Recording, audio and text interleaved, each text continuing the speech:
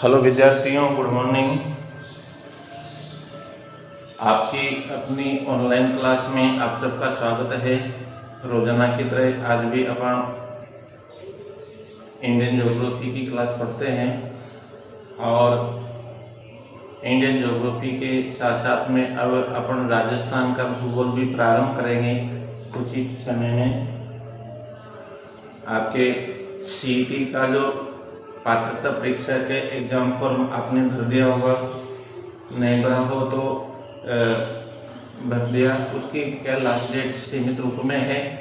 आप लोग सीईटी का पात्रता परीक्षा का टेस्ट दे रहे होंगे। राजस्थान और इंडिया ज्योग्राफी उसमें इम्पोर्टेंट है। इसके अलावा रीजनिंग वगैरह, कुछ मैथ्स वगैरह, इस प्रकार के ट्यूशन भी आप तैयार कर लेना।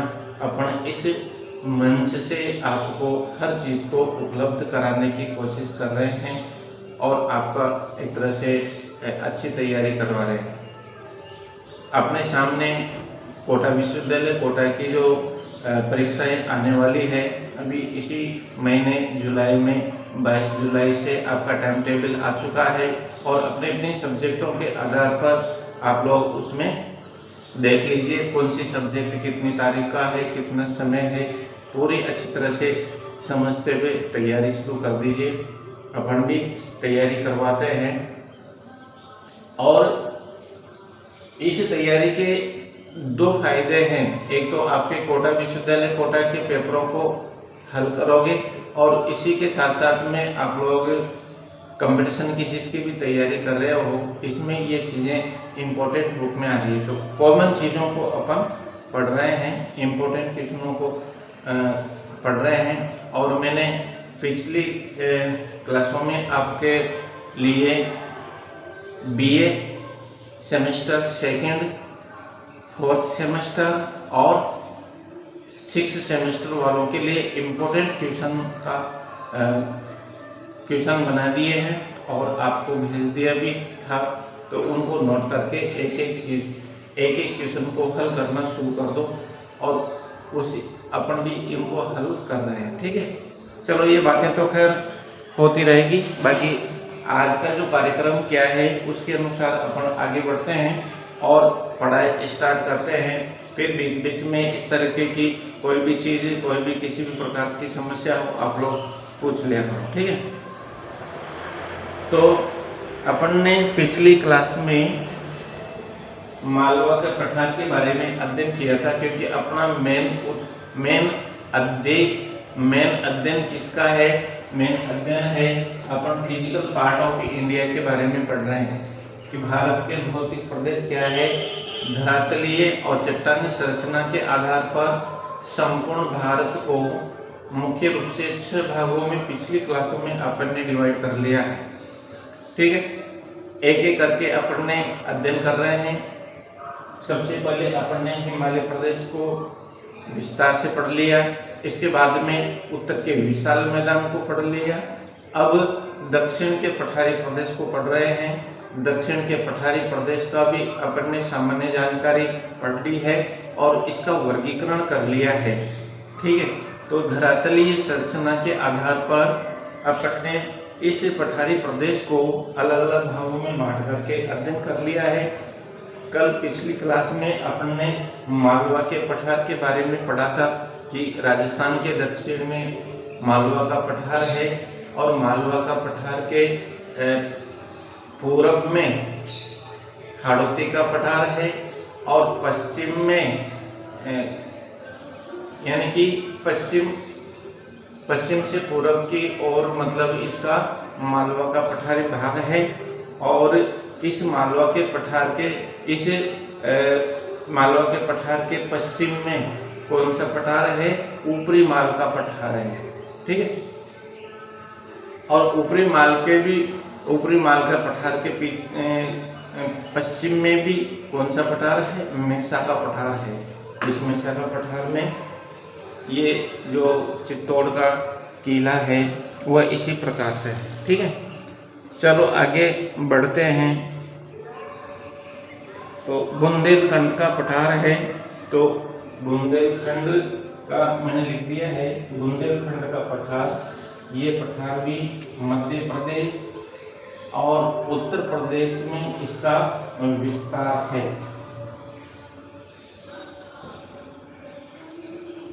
मध्य प्रदेश ये नहीं चल रहा,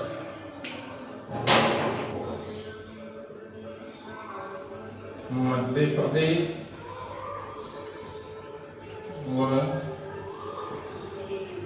यूपी में इसका विस्तार मिलता है। ये भी एक तरह से नदियों के द्वारा छिन्न भिन्न और कटाफटा मिलता है। और क्या विशेषता है,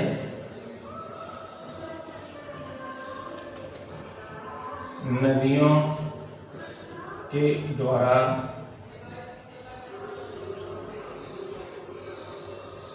अपर्दित व असमतल मिलता है। अपर्दित और असमतल यानी कटाफटा उबड़ खाबड़ इस प्रकार से ये मिलता है। और क्या विशेषता है कि ये मालवा के पठार के और बघेल के पठार के मध्य है। इसके पश्चिम में मालवा का पठार, ये मालवा व बघेल के पठार के मध्य है। ठीक है, मालवा के पठार के और बघेल के पठार के मध्य में है। कौन सा? ये बुंदेलखंड का पठार। तो कौन सी दिशा में कौन सा है? बुंदेलखंड के पठार के पश्चिम में मालवा का पठार है और पूर्व में बघेल का पठार है, बघेल का पठार। ठीक है, तो ये इन दोनों के मध्य में होगा कि नहीं हुआ, इस तरीके से समझते हुए पढ़ना। जैसे ये पठारी भाग है, ये तो रहा आपका ये, और इस तरीके से ये मालवा का पठार वाला भाग और ये बुंदेलखंड वाला पठार और ये वाला बघेल का पठार।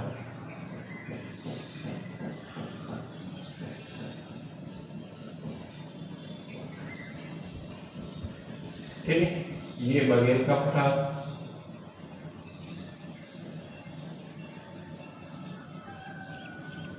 ये बुंदेलखंड का,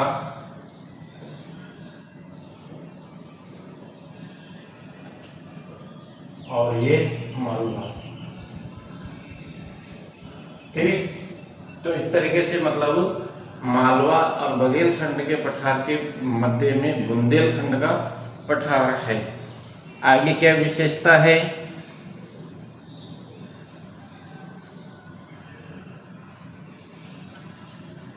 यह एक नदी के धसान अफवा क्षेत्र में, धसान का मतलब दरार, गर्त, यह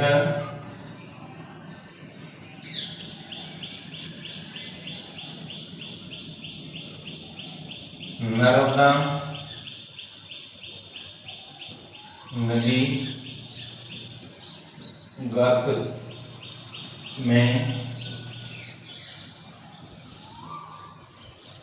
विस्तृत है। इसका अधिकांश भाग नर्मदा नदी के गर्त वाले भाग में स्थित है। यहाँ की चट्टानों की क्या विशेषता है? इसमें ग्रेनाइट और नीस का मिश्रण मिलता है।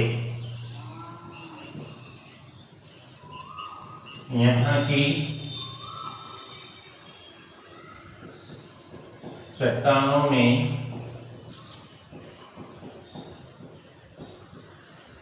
ग्रेनाइट व नीस का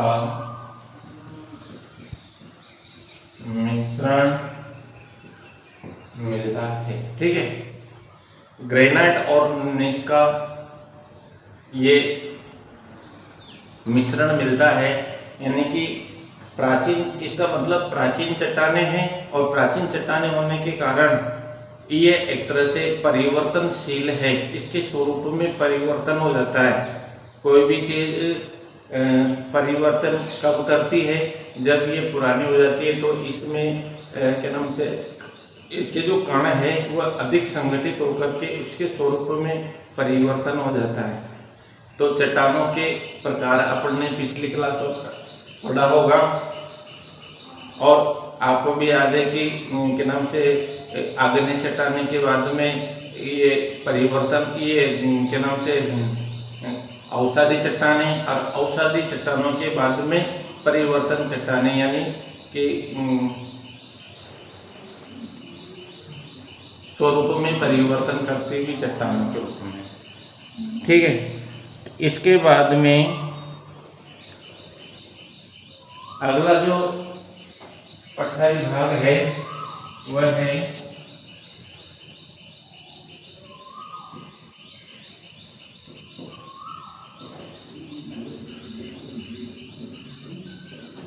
छोटे नागपुर का पठार।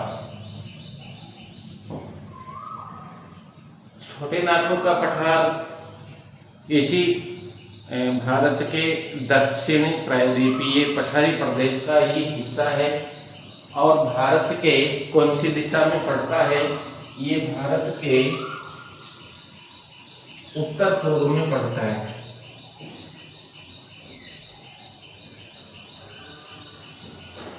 भारत के उत्तर पूर्व में इसका विस्तार मिलता है और दूसरी क्या विशेषता है कि इसका सबसे ज्यादा जो विस्तार है वह झारखंड में सर्वाधिक है। इसका विस्तार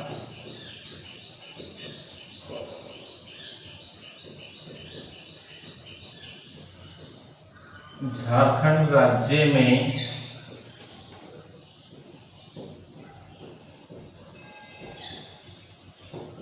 सर्वाधिक है, परंतु बिहार में और उड़ीसा में भी इसका विस्तार मिलता है। इसके अलावा बिहार व उड़ीसा में भी इसका छोटे नागपुर के पठार का विस्तार माना जाता है। अब देखो, ये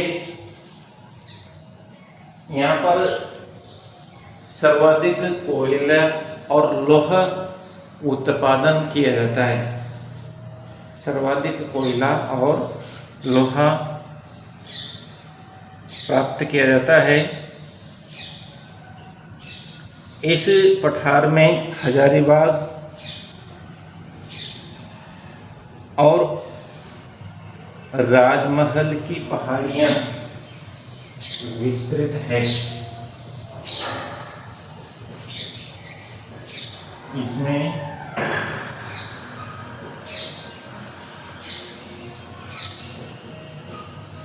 हजारीबाग किसके लिए प्रसिद्ध है? कोयला उत्पादन के लिए। हजारीबाग व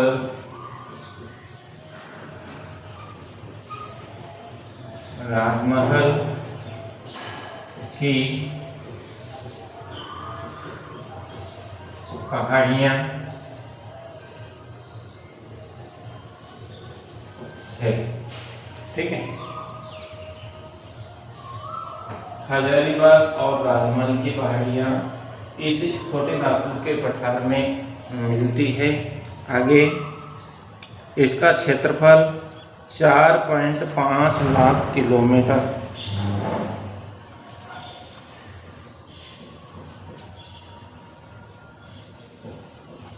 इसका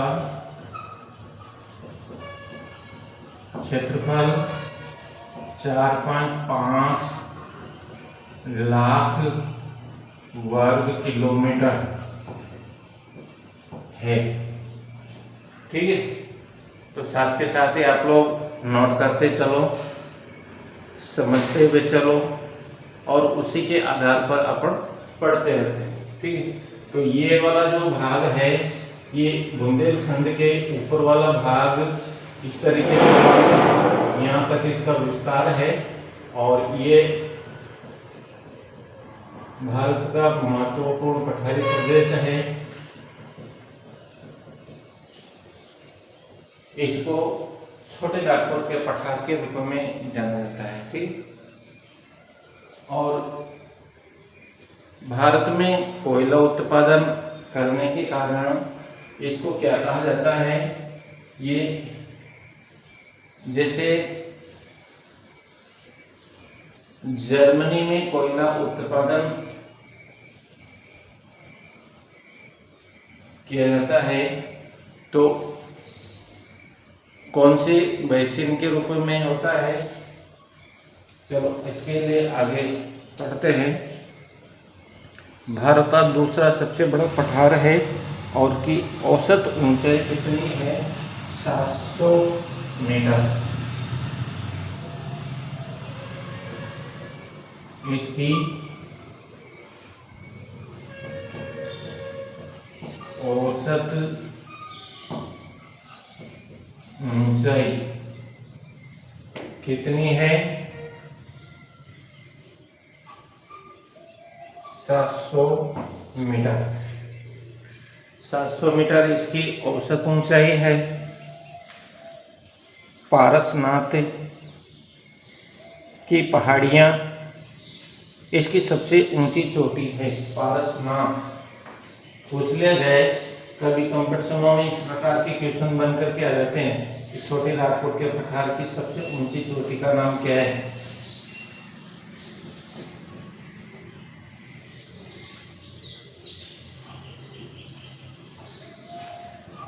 पारसनाथ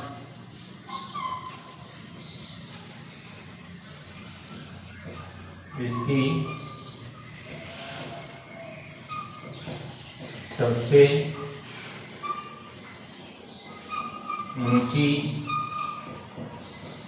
चोटी है।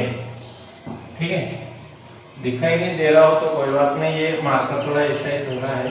पारसनाथ नाम की पर्वत चोटी इस छोटे नागपुर के पठार की सबसे ऊंची चोटी।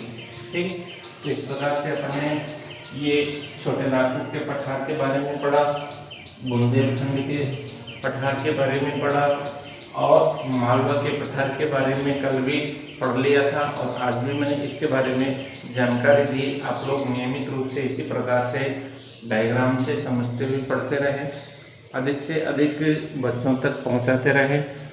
ठीक है, धन्यवाद।